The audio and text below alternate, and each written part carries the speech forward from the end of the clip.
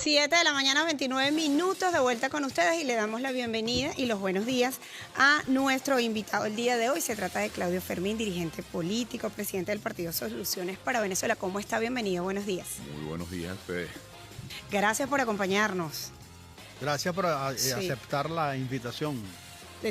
Decíamos por acá. Gracias a ustedes por abrir un espacio para la reflexión, para conversar. Y saludos a toda la audiencia que siempre está tan pendiente de informarse, de ponerse al día. Sí, sabe que nosotros acá, bueno, después del 3 de enero han sido muchos los análisis que se han hecho, la revisión, análisis desde el punto de vista político, económico, social, el impacto nacional e internacional. Y creo que, bueno, cada invitado, analista, tiene un punto de vista de lo que ocurrió y un análisis de la situación. Al día de hoy, ¿qué análisis tiene usted desde el punto de vista político para el país?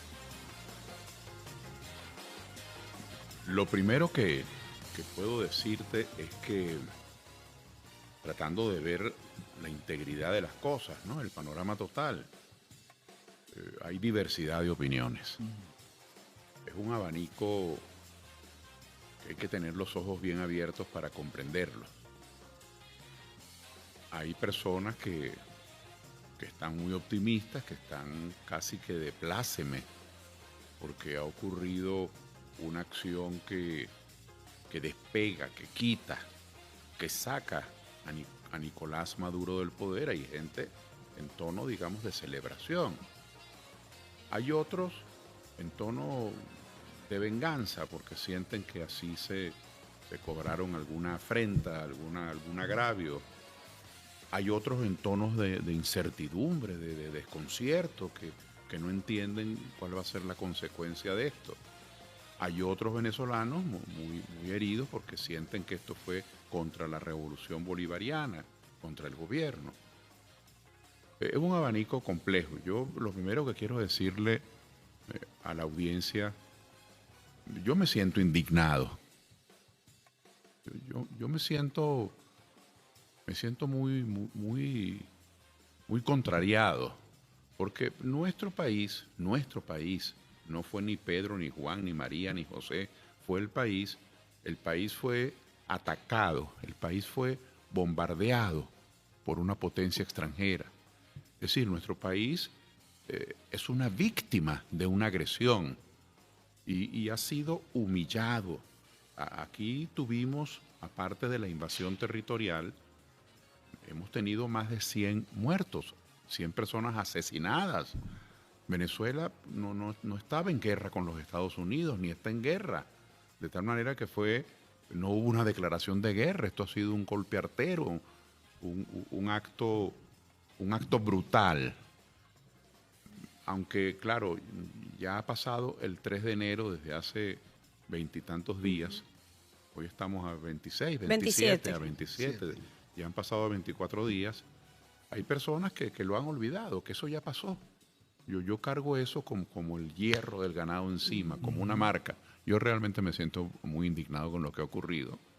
Ahora, esto que ha ocurrido tiene también una explicación y hay que buscarla. A todos los venezolanos que sienten que esto fue contra la revolución bolivariana, contra el gobierno, no creo que haya sido así. Y a todos los venezolanos que sienten que esto fue un acto de liberación, de salvación, para cambiar el gobierno, no creo que haya sido así. Quienes hicieron esta agresión, quienes perpetraron este bombardeo, quienes han tomado esta acción, les importa nada el debate interno en Venezuela. No tienen ni idea el señor Trump, el señor Haxe, que es el ministro de Guerra, este señor Miller, que es el asesor de la Casa Blanca, que es un racista, un nazista. Esos señores no tienen ni idea de lo que es PPT, ni Podemos, ni dónde queda San Felipe, ni Cocorote, ni San Juan de los Morros, ni Cumaná, ni les importa, ni saben qué es Acción Democrática, ni saben qué es el PSV, ni Soluciones, mucho menos. Miren, esto no tiene que ver con el debate interno de Venezuela. Esta es una acción criminal de un presidente de Estados Unidos que se siente y se cree presidente de todo el hemisferio Bueno, ya ustedes ven lo que quiere hacer con Groenlandia. Groenlandia, él siente que es de él, que eso le pertenece. Ya ustedes ven lo que ha planteado con Canadá. Él siente que esa frontera entre Canadá y Estados Unidos hay que borrarla y que Canadá debe incorporarse a los Estados Unidos. Ya ven lo del canal de Panamá, que Marco Rubio ya ha ido 3 veces en tan solo un año a Panamá y administran el canal de Panamá como si fuese de ellos. El Golfo de México, aunque pareciera, Pedro, algo simplemente ritual, algo simbólico, él le ha puesto el Golfo de América, pero todo eso tiene una intencionalidad. Y bueno, por supuesto, con Ecuador, con Argentina no se mete porque él está deleitándose de esa conducta subalterna, servil, de Noboa en Ecuador, de Milei en Argentina.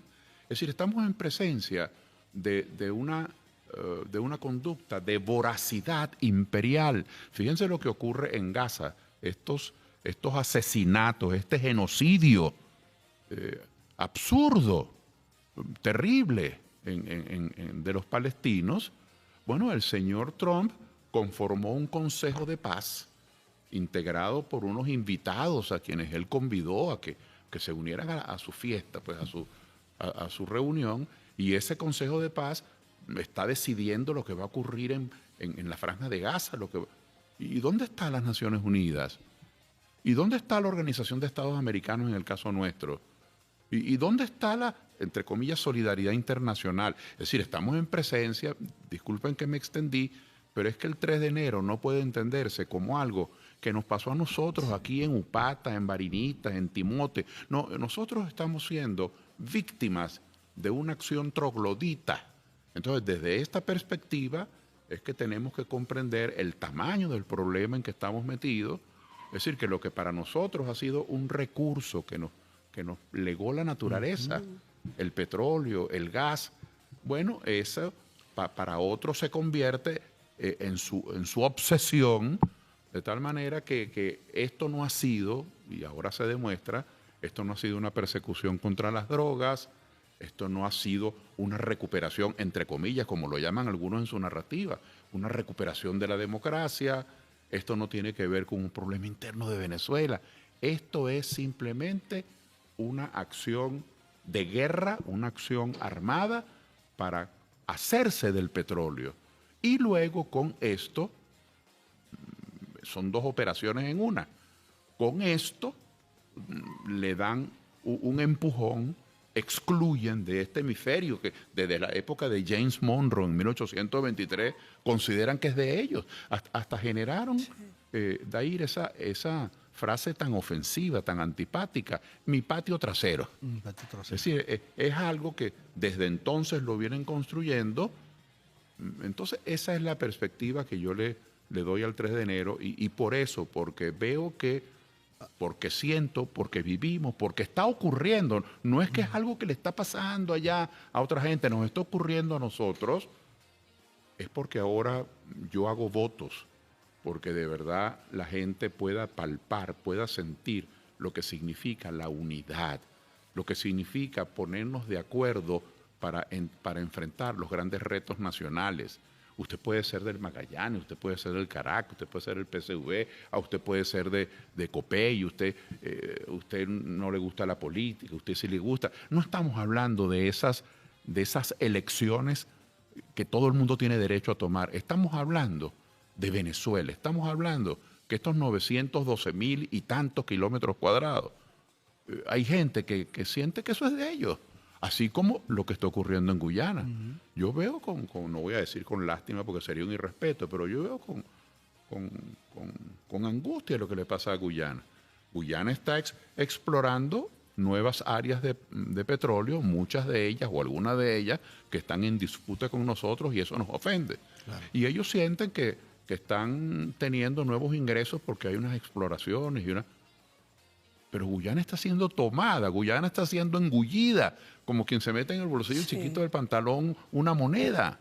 Entonces yo hago un llamado, disculpen que me extendí, a que le demos una interpretación al 3 de enero como un acto, primero salvaje, en el que asesinaron más de 100 personas, en el que pusieron a Venezuela en un tono de decir, eso no cabe duda, eso no lo podemos negar, esa preponderancia, esa hegemonía militar, pero eso no solamente fue contra Venezuela, eso fue también un mensaje a García, ese es un acto de disuasión, eso es un mensaje para muchos otros países en América, en Europa, en Asia, diciéndoles, miren de lo que soy capaz y lo que estoy resuelto. Y aprovechó el momento para hacerlo, de hecho. Allí le iba a preguntar, ¿cómo analiza usted como sociólogo, estudioso de la conducta humana, de la sociedad, la actitud que han tenido algunos gobiernos de ser tibios, de no rechazar este tipo de situación ocurrida en nuestro país por parte de la administración de Donald Trump? Sí, nosotros estamos desde la perspectiva venezolana, y ya en eso tenemos 200 años. Nosotros hemos tenido siempre conciencia política, al menos las élites políticas lo han tenido, y luego eso a través del sistema educativo, la historia, la geografía, las narrativas didácticas en la escuela, todo eso ha ido permeando a la población, pero nuestras élites políticas de todas las orientaciones siempre han tenido una gran conciencia latinoamericanista. Todas, absolutamente todas, independientemente de sus orientaciones internas, se han sentido parte de una comunidad. Y ha habido muchos intentos, lamentablemente varios de ellos fallidos, de integración latinoamericana, de establecer comunidades económicas, de tener solidaridad en cierto sentido. En muchas manifestaciones ha habido.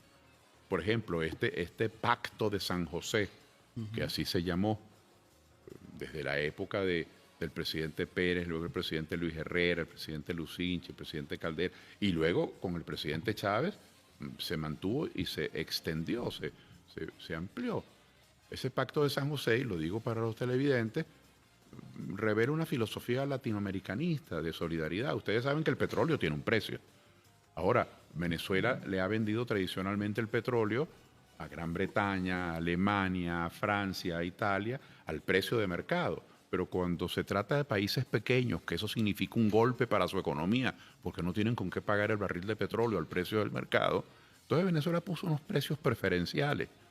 No al costo, pero unos precios preferenciales, y a veces daba años muertos y créditos. Claro. Ese fue el pacto de San José, una conciencia de solidaridad latinoamericana. Igual ocurrió con los migrantes. Esta cosa que estamos viendo espantosa, donde los venezolanos son rechazados y tratados como, bueno, con desprecio en algunos países, esto es algo insólito, no lo podemos creer, porque por muchos años se desarrollaron entendimientos según los cuales los latinoamericanos entre nuestros países no necesitábamos visa, o entre nuestros países nos otorgábamos recíprocamente becas estudiantiles para que los estudiantes de Chile o de Venezuela o de Brasil o de Ecuador estuviesen con ventajas. Bueno, ese latinoamericanismo es algo que hemos venido cultivando. Y eso, por eso es que es tan chocante. Justamente por eso, Pedro, es que llama tanto la atención que frente a esta agresión nadie ha dicho esta boca es mía. Nadie. El único que mantuvo una actitud beligerante, activa, fue el presidente Petro. Y luego, después que ocurrió, el presidente Lula ha tenido algunas declaraciones, claro, mucho en aquello de cuando veas las barbas de tu vecino arder, pon las tuyas en remojo. Pero ha sido muy doloroso ver ahora en vivo y en directo, podríamos decir, cómo no hemos sido correspondidos en esa solidaridad latinoamericana. Eso no quiere decir que nosotros vamos a dejar de pensar como pensamos, pero es una vivencia que hay que tomarla en cuenta. ¿Por qué ocurre eso? Bueno, no voy a escribir aquí una novela rosa, una telenovela diciendo que han sido desleales. Eso ocurre por un efecto simplemente... es uno de los efectos del terrorismo. El terrorismo intimida, el terrorismo atemoriza, el terrorismo inhibe, y estas acciones terroristas que ha tomado el gobierno de Trump, estas acciones violentas, sorpresivas, apabullantes contra un país pequeño, casi que indefenso frente a eso, bueno, lo ven los demás como cuídate. Entonces hay todo un sistema de terror, hay todo un sistema y que tiene sus efectos. Y luego nosotros no nos olvidemos que nosotros somos un país que fue sancionado y fue bloqueado. El bloqueo es un decreto de esclavitud económica. El bloqueo, dicho en otras palabras, una potencia, en este caso los Estados Unidos, dijeron, usted no puede crecer. ¿Y cómo es eso? Usted no puede crecer porque usted para crecer necesita créditos en agricultura, créditos a la pequeña industria. Usted para crecer necesita mejorar los sistemas de distribución eléctrica. Usted para crecer necesita comprar insumos y comprar maquinaria y acabar con la obsolescencia de los aparatos médicos en los hospitales. Necesita comprar nuevos tomógrafos, nuevos elementos para las salas de cirugía. ¿Y con qué va a comprar usted eso? Con el dinero que vende el petróleo. Pues está prohibido comprarle petróleo a usted. Entonces el bloqueo fue un decreto de esclavitud. Entonces los demás países, Pedro me pregunta por la solidaridad latinoamericana y concluyo con esto, los demás países no solamente ven que los pueden bloquear, sino que los pueden bombardear. Sí. Entonces a la falta de solidaridad de algunos jefes de Estado, a la indiferencia, a la formación muy pobre que en política integracionista tienen algunos nuevos dirigentes que tuvieron popularidad, pero no tienen noción de lo que es el latinoamericanismo o no les importa, a eso se suma el temor y el miedo que impone una potencia que bloquea, que impone una potencia que invade. Es decir, que en estos momentos de terror es cuando hace falta liderazgo que tengan convicciones para defender lo que es nuestro. Sí. Fíjese, tenemos que hacer la pausa. 7 de la mañana, 46 minutos. Claudio Fermín, dirigente político, presidente del Partido Soluciones para Venezuela. Y si quiero traerle un poco a lo que ha ocurrido, las acciones que se han tomado en nuestro país luego del 3 de enero. Sí. Y me refiero a, bueno, la agenda que tiene la presidenta encargada, ese paso a paso luego de lo que ocurrió, el pronunciamiento TCJ, Asamblea Nacional instalada, decisiones que se toman, agenda, un plan de acción que existe y ese llamado de la presidenta encargada a ese diálogo, a esa diplomacia y, bueno, a dirimir esta situación a través de la diplomacia. Esto, entre otros temas, lo revisamos luego de la pausa, 7:46 minutos. ¿Con qué tema? Vamos con Ali Cabello, por un lazo de amistad. Hola, hola Venezuela, saludo a la audiencia que está en sintonía del programa matutino que se escucha por radio y se ve por televisión. 7:55 minutos, seguimos conversando con el dirigente político y presidente del partido Soluciones para Venezuela, Claudio Fermín. Y antes de hacerle la formulación de la pregunta que dejó al aire en el anterior segmento de ahí, acerca que hay que recordar que Claudio Fermín pues, también fue constituyentista en el año 1999, es decir, es parte de los estudiosos de la actual Constitución de la República Bolivariana de Venezuela. Y de ahí dejó una interrogante al aire que tiene que ver con las acciones que se han tomado, todas estas acciones que ha tomado la presidenta encargada, Delcy Rodríguez, para mantener el hilo constitucional en nuestro país. ¿Qué le ha parecido? Miren, de nuevo, estamos a 27 de enero, ¿verdad? Han sido 24 días sumamente intensos. ¿Cuál sería la reacción lógica, o al menos comprensible?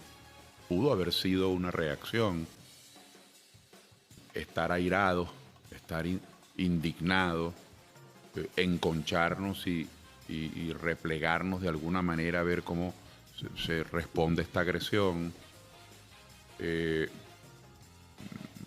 tener una reacción de deslinde y de no relaciones con el agresor, porque es que ha habido un acto de guerra.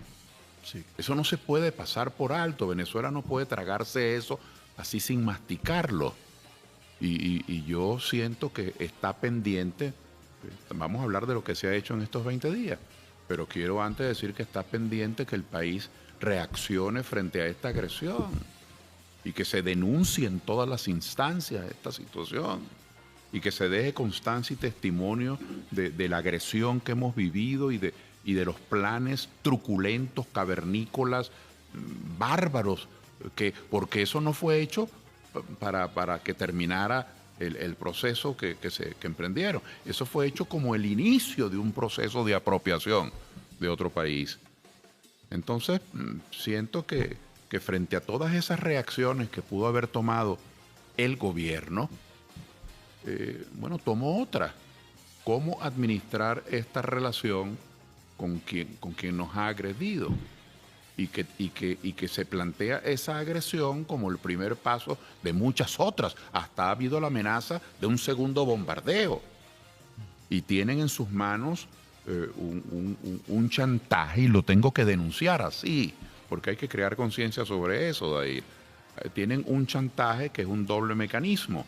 Por una parte, el embargo petrolero. Recuerden que han incautado buques, tienen 10 años con sanciones, le prohíben a tantos países en el mundo comprar el petróleo nuestro. Si usted lo compra, usted no hace negocio con los Estados Unidos. Bueno, frente a eso, mucha gente se ha convertido en cómplice de ese bloqueo. Y ese primer chantaje del embargo petrolero, si quieres vender tu petróleo, y el segundo chantaje es vendrán nuevos bombardeos. Entonces, esta situación, nosotros no somos más poderosos, ni somos más independientes porque ocultemos esto. Esto es un tropiezo que tenemos en el camino. Y tiene que haber sectores del país que lo denuncien permanentemente. Y yo lo hago así, de manera venezolanista, y denuncio este chantaje al cual estamos siendo sometidos. Bueno, frente a ese chantaje, la presidenta encargado ha tenido una reacción muy inteligente. Bueno, ya que estamos frente a esta situación, ¿qué hacemos? ¿Qué hacemos? Es decir, ¿nos entregamos? ¿O enfrentamos un conflicto que no podemos, no tenemos cómo enfrentarlo? ¿Cómo manejamos esta situación? Y la presidenta lo ha llamado una diplomacia inteligente. Y yo creo que no nos queda otro camino y tratar de hacerlo lo mejor posible. Y en esa diplomacia o en esa relación, fíjense ustedes que Venezuela, ustedes vienen por el petróleo. Bueno, ¿qué provecho podemos sacarle a ese acto de intimidación? Bueno, nosotros tenemos millones de barriles que no hemos podido vender. Quiero recordar o informar o aclarar que esos 50 millones de barriles de los cuales se habla y que ya ha habido un primer ingreso de 300 millones de dólares, ¿por qué esos barriles estaban allí? Qué ineficientes los venezolanos, qué torpes, ¿no? Esos barriles estaban allí, 50 millones de barriles, porque los explotamos, los sacamos del subsuelo y no lo podíamos vender porque el bloqueo tiene aterrorizado a muchos países y los chantajean, les impiden comprar petróleo venezolano. Están almacenados allí sin poder Están almacenados por el bloqueo. Pero ahora, usted quiere petróleo, vamos entonces a negociar. Pongo esto como un ejemplo visible de lo que es esa diplomacia inteligente. Y luego, aquí desde el punto de vista económico, yo estoy convencido que el lenguaje político de estos próximos meses para enfrentar esta situación anómala que estamos viviendo, anómala, que atenta contra nuestra soberanía, el lenguaje es la economía. Y hay dos hechos económicos que están iniciando su desarrollo. El primer hecho económico es que quienes nos bloquearon, quienes han impedido que nosotros podamos vender el petróleo para tener ingresos, y sin esos ingresos no podemos ni mejorar hospitales, ni poner salarios, ni poner vías de penetración, simplemente no hay ingresos, y en un país monoproductor es un atentado perverso. Bueno, ese bloqueo se está levantando. Es decir, los mismos gobernantes que lo han provocado y que lo han y que han diseñado esa ingeniería de sometimiento, ahora están ofreciendo como un acto generoso el levantamiento del bloqueo. Bueno, eso está ocurriendo, eso es una realidad. Si esta gente va a ir levantando el bloqueo, es decir, va a ir quitando los obstáculos del camino para que Venezuela pueda volver a vender petróleo y para que Venezuela pueda volver a activar toda su maquinaria, porque ¿a qué llevó el bloqueo? 10 largos años sin poder venderlo libremente, sin ejercer la libertad de comercio. Los pozos se van abandonando, la infraestructura y el mantenimiento también, no hay dinero para adquirir tales o cuales maquinarias. Fíjense que ellos mismos han denunciado, sorprendidos, las empresas petroleras, bueno, es que las inversiones van a ser muchas porque esa infraestructura está abandonada. Todo eso ha sido consecuencia del bloqueo económico. Por supuesto, habrá que agregarle la cuota de impericia, de ineficiencia, de corrupción que haya tenido Juan, María o Gabriel. Es decir, hay muchas variables, pero el peso, el grueso, es el bloqueo. Entonces, hay un proceso de distensión y el otro proceso que tiene que ver también con desbloquear, lo ha llevado adelante la Presidenta con la reforma de la Ley de Hidrocarburos. Porque la reforma de la Ley de Hidrocarburos, ¿qué hace? en palabras, digamos, breves, tratando de sacarle el jugo a esa fruta que es el proyecto, que es la reforma que se está aprobando en la Asamblea. Primero, ustedes saben que el Estado, bueno, es el que puede hacer las operaciones petroleras. Nosotros tenemos en nuestra ley de hidrocarburos las empresas mixtas. ¿Qué hace esta ley? Esta ley permite que los socios minoritarios en las empresas mixtas, es decir, esas grandes empresas norteamericanas o de otro país, puedan comerciar directamente el petróleo sin depender de sus socios que somos nosotros. ¿Qué hace esta ley? Permite, además de las empresas mixtas, las empresas privadas. El empresario privado que ya estaba en la ley antibloqueo. Es una manera de llamar a capitales. Bueno, usted puede venir, venga e invierta. Simplemente tiene que presentar un plan de negocio a su cuenta y riesgo para que lo pueda aprobar el Estado, el ministerio correspondiente a los hidrocarburos en el país.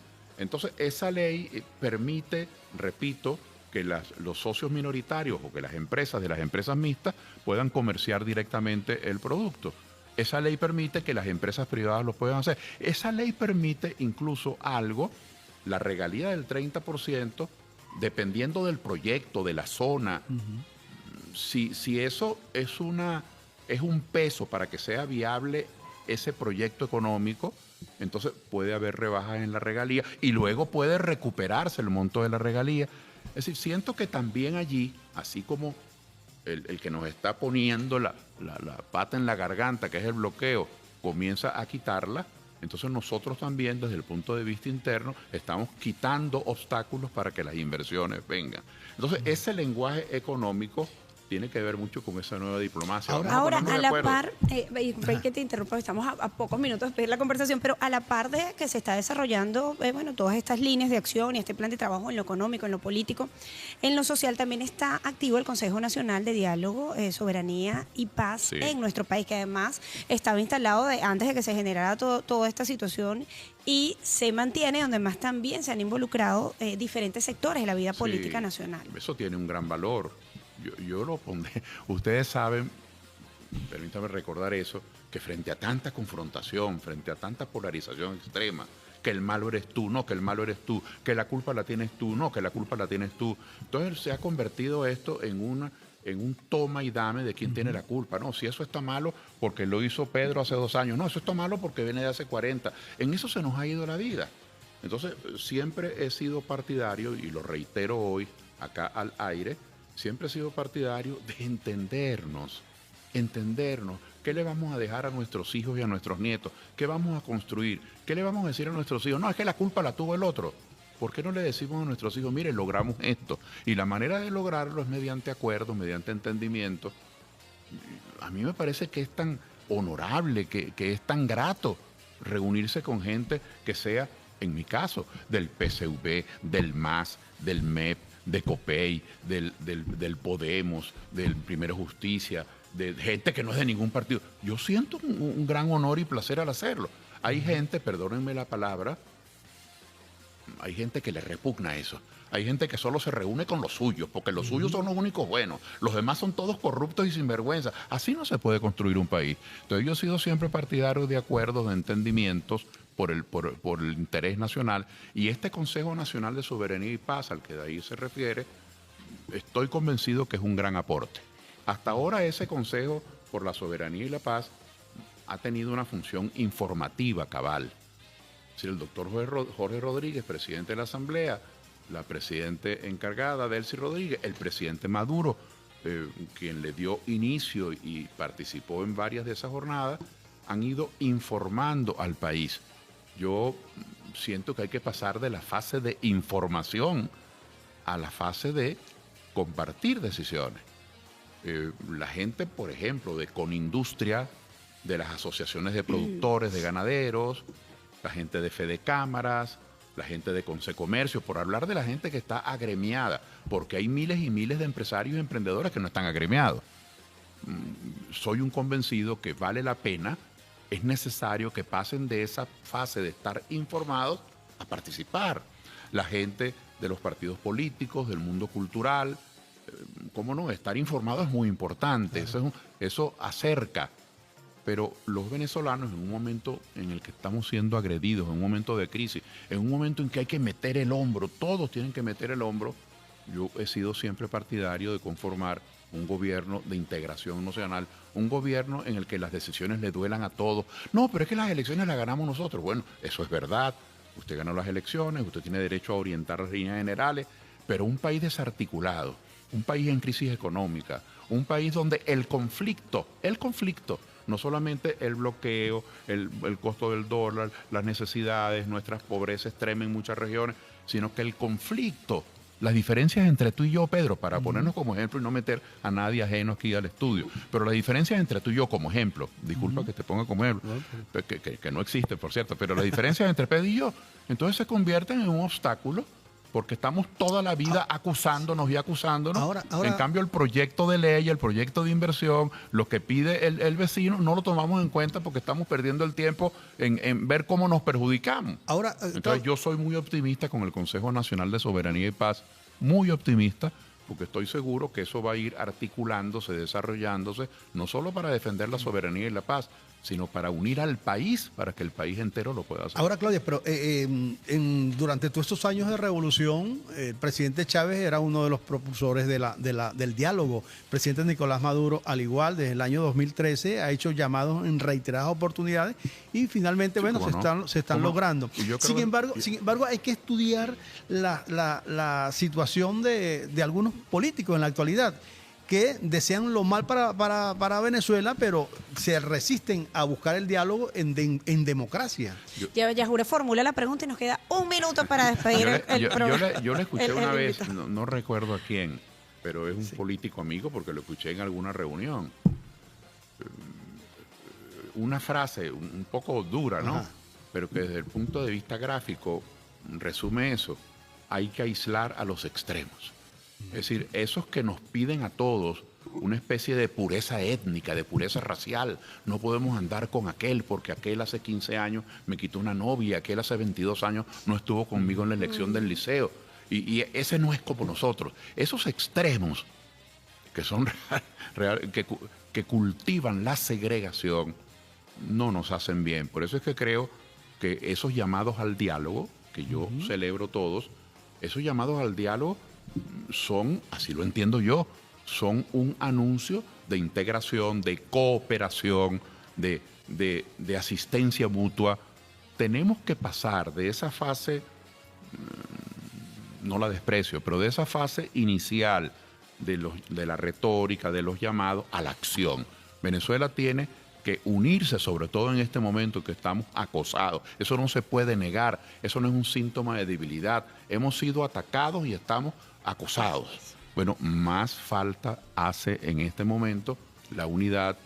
Yo la practico, yo respaldo todas esas decisiones que hoy buscan quitar obstáculos como la reforma a la ley de hidrocarburos para que en el país vengan inversiones y para que esas inversiones produzcan un bien. Mire, ustedes recuerdan, cierro con esta ñapa, Dair, uno de los empresarios, y hasta fueron dos, de esos empresarios petroleros que Trump reunió como si estuviera invitando a una piñata, a una parrilla en el patio de su casa, vengan a invertir a Venezuela. Dos de esos empresarios dijeron, no, eso es muy difícil, ahí las condiciones no están dadas. Esto lo digo porque eso es un mensaje a García. Claro. Nosotros tenemos también que crear esas condiciones para que vengan las inversiones.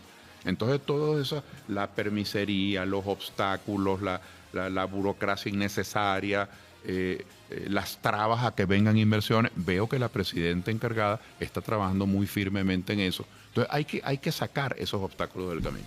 Gracias por acompañarnos. No, a Gracias. Y perdonen que no lo dejé ni preguntar, pero es que uno tiene muchas ganas de decir las cosas. Sí.